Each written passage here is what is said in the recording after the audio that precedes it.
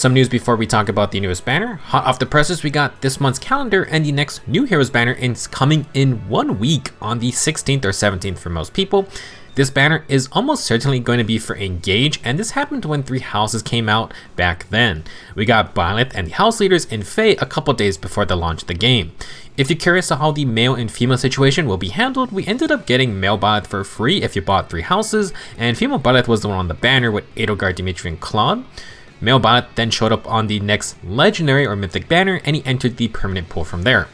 For Engage, it feels like the starting banner will likely be Alir and the Stewards. It would be nice to get a purchase bonus like male Byleth for one of the Alirs, but if they don't do that, then I don't know what they'll do. Maybe we'll just get 2 demotes and one of the Alirs could just be given out for free, kind of like with Shez. Now with this group, you get a pretty nice color split. Alir for swords, Vander axes, Clan could be a blue mage, and then Fram for colorless. Unfortunately, Fram is most likely going to be a regular healer. She would be a perfect introduction for brawling or body arts in Fae, but unless they implement a new weapon type after the month's update just came out, yeah. If Fram is a healer, then I pray to try to bring in some of the mechanics they've tried to give to Engage's healers. I'm sure you could implement Chain Guard in some way. Now, from this calendar, we also see that the Engage Cup free pick and banner is basically will come on the 20th when Engage launches. That will be a spicy banner. The last orb draining stop before Engage is an incredible bait by Intelligent Systems. The Sage of Khadein banner is very good across the board. 4 absolutely scary mages, all with great skills. This banner features male Byleth, Ursula, Nino, and Harmonic Linde and Sara. We'll talk about stats, skills, builds, and general playstyles. Doing some last minute cramming before his Engage debut, male Byleth is the 4-star focus unit on the banner. Do not let that fool you though, because similar to Summer Claude, this dude is straight up a 5-star unit in disguise. Unrelated, but someone said he looked like Scaramouche, and I can't unsee that. Even his spell animations are kinda anime-y. Now, Khadein male Byleth is a blue infantry mage, and good lord, what a unit. 40 HP, 42 attack, 44 speed, 25 defense, and 26 res. Super boons in attack and speed. Jesus. To put things in perspective, without dragon flowers just in base stats, Byleth is the fastest infantry mage and tied for the 3rd fastest infantry in general. Well, that would have been the case, except Nino on this banner is even faster than him.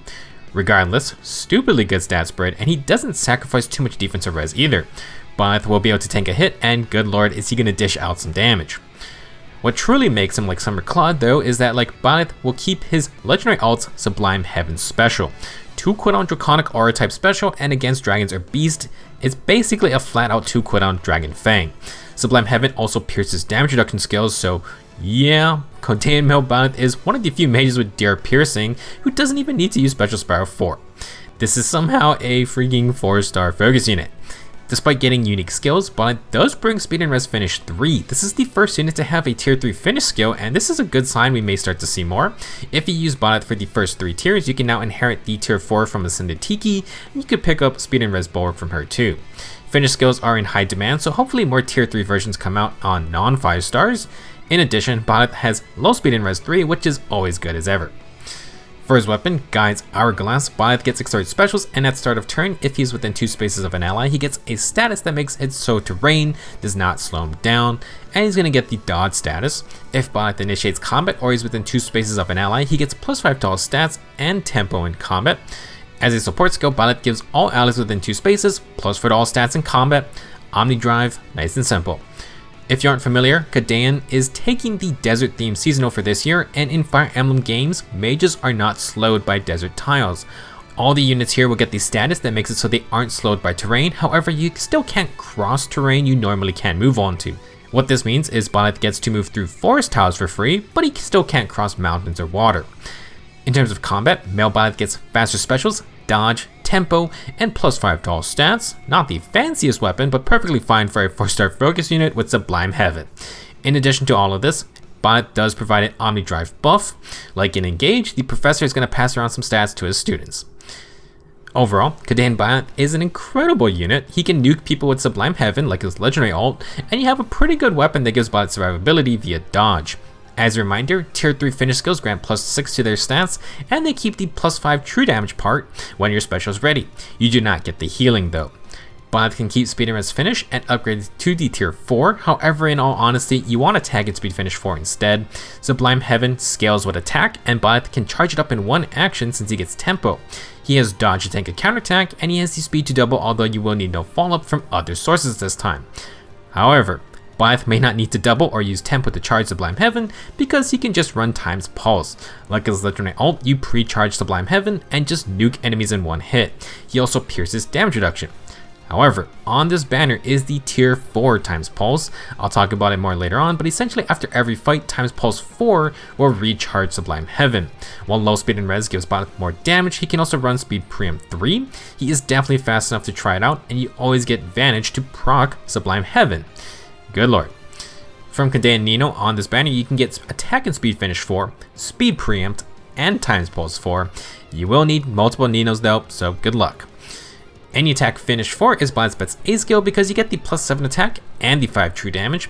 Attack and speed ideal 4 and the new remote sparrow are good, but finish has the highest nuking potential. Ideal skills should mostly activate all the time since Byleth has 2 status effects, but in the A slot we want the extra perks that finish gives us. Alternative nuking method, Byleth would be a fine AoE special spiral spammer. Tempo counters guard, and he has the accelerated specials. If you go the usual double life and death route, Byleth may also be able to tank a hit thanks to dodge, so yeah, not that bad. For some other skills, if you don't want times pulse, attack and speed oath 4 is great to warp around. For non one-shot playstyles, you do want no follow-up somehow, B slot or as a sacred seal. Last, if you want to take a different route, you can play into Byleth's +4 Omni Drive buffs, use the C slot and Sacred Seal slot for more buffs, and you can get fancy with things like Infantry Breath for cooldown or Infantry Hexblade. In the last video we mentioned Harmonic Linde with Bulwark supported by Infantry Hexblade. Byleth could be that unit, and he's going to give stats too. Overall, superb 4-star focus unit. The devs 100% are trying to bait orbs before Engage and the Anniversary. Like Steam sales though, it's really tough to pass up on this great deal. Even just having speed and res finish 3 as fodder is interesting. Maybe not the most common skill inheriting situation, but it's still rare to have. It's also honestly just good on its own as a tier 3. Moving on, we have more great mages. Khadein Ursula is a green mage cavalier with 40 HP, 42 attack, 46 speed, 18 defense, and 22 res. She has an attack and res super boon. But Ursula really doesn't want to be getting hit anyway. 46 speed is a new sight. Base stat wise, we already surpassed the 45 speed mark set earlier. However, with Dragonflowers and Super Boons, I don't think we have any record holder just yet. Just a lot of ties at the top. Still, this is a cracked offensive spread for a Mage Cavalier, and yes, Ursula will be a glass cannon pretty much. For old skills, we have Moonblaster Special and Panic Smoke 4 is making a return. Ursula can use the debuffs, but generally she isn't really enemy phasing people. For her weapon, Crow's Crystal, Ursula accelerates specials, and at start of turn, if she is within 2 spaces of an ally, she gets the Not Slowed by Terrain status, the Desperation status, and the Dominant status for 1 turn. At start of combat, if Ursula has more than 25% health, she gets +6 attack and speed, and offense and no follow. Relatively speaking, Khadein Ursula is super simple and is a pure glass cannon mage. Do take note that she will ignore trenches, so keep that in mind if you see her. You don't want Ursula to attack you first because she has Desperation and offensive follow-up, which means if she outspeeds, she doubles immediately at full health. She gets accelerated specials, +6 attack and speed, and dominance.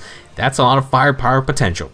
Worth noting that all these units will get multiple status effects, and guess which unit can copy status effects? Brave Crom with Desperation and Dominance sounds pretty great. To facilitate dominance, Ursula has chill speed and res 3. At start of turn, it's inflict -6 at speed and res on foes on the enemy team with the highest speed plus res total, and is going to spread to other foes within 2 spaces. Tier 3 dual chills bring the area of effect debuff, and with -6 speed and res, that translates into 12 true damage for dominance. Good dual chill if you got a magic heavy team like this entire banner. In terms of playstyle, there isn't really a lot to discuss for Ursula. She's very simple, but that doesn't make her bad. Long range magic damage can double immediately, proc Moonball on her second hit, and you can up her damage with dominance and debuffs. Also, you can move over trenches for free, which may catch people off guard. Ursula is definitely a player phase initiator that throws out her 2 hits, and hopefully the enemy dies by then. If they do survive, well, she's probably dead to any counterattacks. Like with other glass cannons, damage reduction is a huge issue, and Ursula will not solve that. She only tries to bring more damage via dominance. You want to stack as much attack and speed on her, so a time speed catch is good. There is also Remote Sparrow, which is the new skill on this banner that grants 30% DR for one hit, so if the foe doesn't have quick riposte, then that could save her. Another option is just to use Wind or Water Sweep. We already have Desperation, but sweep skills will prevent counterattacks if the foe survives. For other B skills, Chill Speed and Res is fine to keep for dominance. However, if you have other debuffing units, then swap that out to Speed and Res 4 Trace for Kanto, or maybe even Seal Res 4. That at least gives big in combat debuffs if you cannot normally debuff a foe. For C skills, Panic Smoke 4 is nice, but Ursula isn't doing anything with it unless she gets danced. I don't think the debuffs will save her if she does get attacked first. There is potential if you combo it with Speed Preempt. No brave hits, but maybe a big Vantage proc with dominance boosted off debuffs, and panic could work. If you want other damage sources, you could use a Rouse buff or attack him as Menace instead of the Chill skill. You could use both even if Menace debuffs don't cover the whole attack range of Mage Cavaliers. Maybe don't use it on Ursula herself, but we have the Chill attack and defense to Sacred Seal, -5 attack and defense on someone, which turns into 10 dominance true damage. If they were to get tagged with Chill Speed and Res, then that's a lot of extra damage, and it's just another guaranteed source of debuffs. Overall, Khadein Ursula should not be underestimated. She's pretty easy to use and can throw out a lot of her damage before the foe can counter. Bring extra debuffing sources, including Panic Appliers, and dominance damage could get out of hand. Our next unit is Khadein Nino, and she may not be able to read, but good god she can spell disgusting. This Nino is a red infantry mage with 38 HP, 41 attack, 46 speed, 20 defense, and 32 resistance. She has an attack super boon and is the fastest infantry mage in the game. Sorry, Byleth. This Nino is insane, and she is sort of kinda a glass cannon. Her physical bulk is a concern, but Nino has a couple ways to get around this via overwhelming offense. For old skills, Khadein Nino is a treasure trove of fodder. She has attack and speed finish 4 and speed preempt 3. Both of these skills have only been on one other unit. Finish 4 is excellent and easy to use, while Nino is going to be a Vantage nightmare against ranged threats. Her weapon is the Child's Compass, which has 14 might and accelerates specials. At start of turn, if unit is within 2 spaces of an ally, grant unit cannot be slowed by terrain, and Nino can move 1 extra space. At start of combat, if unit has more than 25% HP, grant +5 to all stats, grant bonus attack and speed equal to the number of bonus status effects on Nino times 4, max of +16 attack and speed. Then, if Nino's special deals damage, reduce damage from the next foe's attack by 50% 1 time per combat. Feels like male Byleth was teaching Nino about female brave Byleth secrets, because lots of similarities here. First off, it's not tied to a special, but if Nino hits with a damage special, she gets 50% damage reduction. This is why she has speed preempt for Vantage. Other than damage reduction, Nino also accelerates specials, has 3 movement, gets +5 to all stats, and can get an additional +16 attack and speed. That is gross. To get the extra attack and speed, Nino needs status effects on her. Field buffs do not count. Thanks to this weapon, Nino gets 2 status effects out of the gate, so +8 attack and speed automatically. She needs 2 more additional ones for the full +16. Feels like a sort of different take on her classic blade tone. Instead of field buffs, we need status effects, and good lord does Nino get a ton of stats. To tie Nino's kit together, she has times pulse 4. At start of turn, if special is at max value, grant -1 cooldown. That is the usual tier 3 effect. After combat, if special is at max value, grant -1 cooldown. Basically, times pulse 4 ensures you always have -1 cooldown for every single fight. This effect is basically what Ascended Merida has to spam Vital Astra. Now, any Vital Astra users with times pulse 4 can do the same thing, and this is important to get the dodge damage reduction effect. Another use case is comboing times pulse 4 with Special Spiral. After combat, you can instantly recharge 3 cooldown specials because Special Spiral and times pulse 4 will activate at the same time. Doesn't matter if you aren't at max cooldown, since Special Spiral is enough to recharge 1 or 2 cooldown anyway. For AoE special spammers with accelerated cooldown, this now lets you bypass guard. That was the biggest annoyance before, so this is a nice upgrade if you want to spam AoEs consistently. For Nino, no Vital Astra here, but she has speed preempt. If Glimmer's on 1 cooldown, After every fight, it will recharge, and thus Nino's Vanish hit is with Glimmer, and that also activates her 50% DR, which is how Brave Byleth does things as well. It also means Finish 4's secondary effects are basically always active. We kind of went over this build with Khadein and Byleth, but Nino starts with all the tools available. She can't pierce damage reduction, but Nino has incredible firepower, and she'll have damage reduction to take a hit as well. She will then heal 7 HP for every attack, so she can possibly heal back up to full.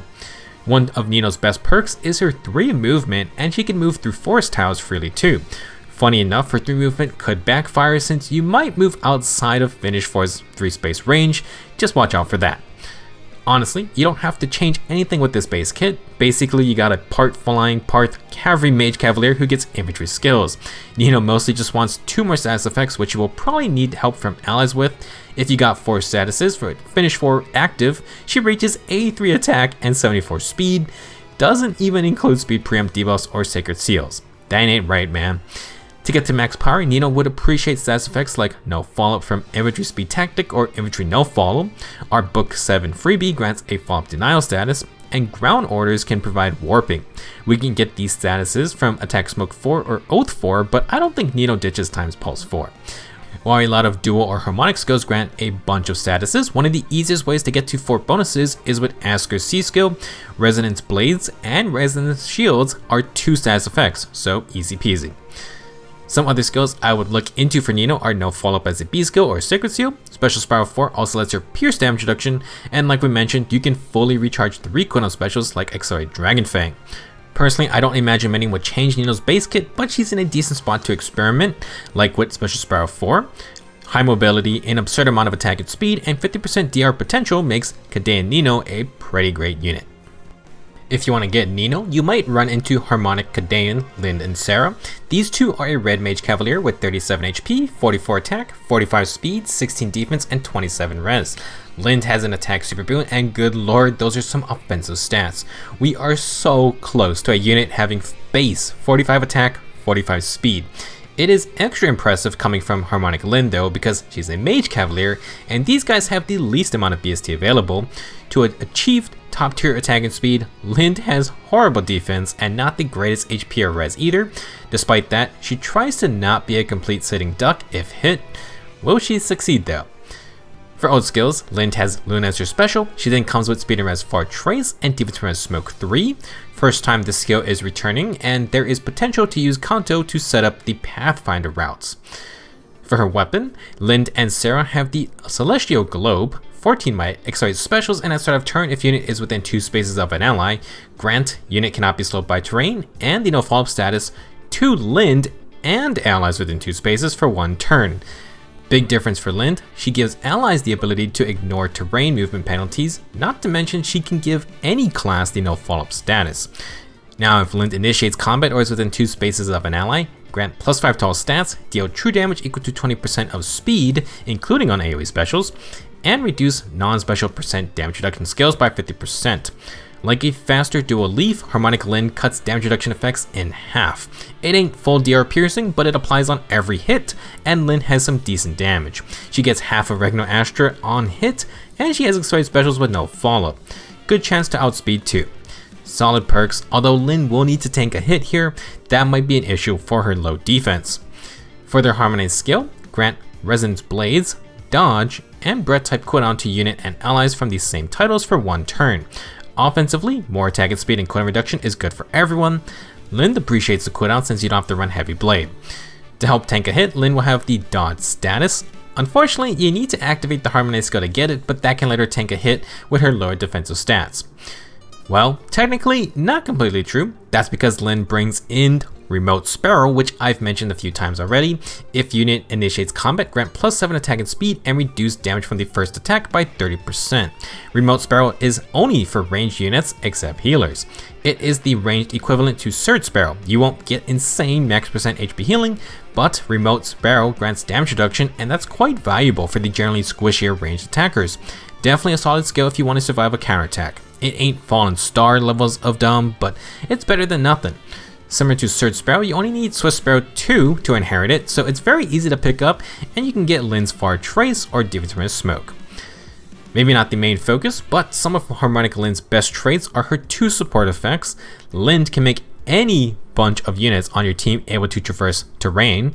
Pair her with the Pathfinder sisters or movement savants like Sigurd Ursula to fly across trenches and trees. For combat, the no follow-up status for any class type is great. Infantry units have skills to get these status on multiple units, and legendary Byleth can give no follow-up support around him.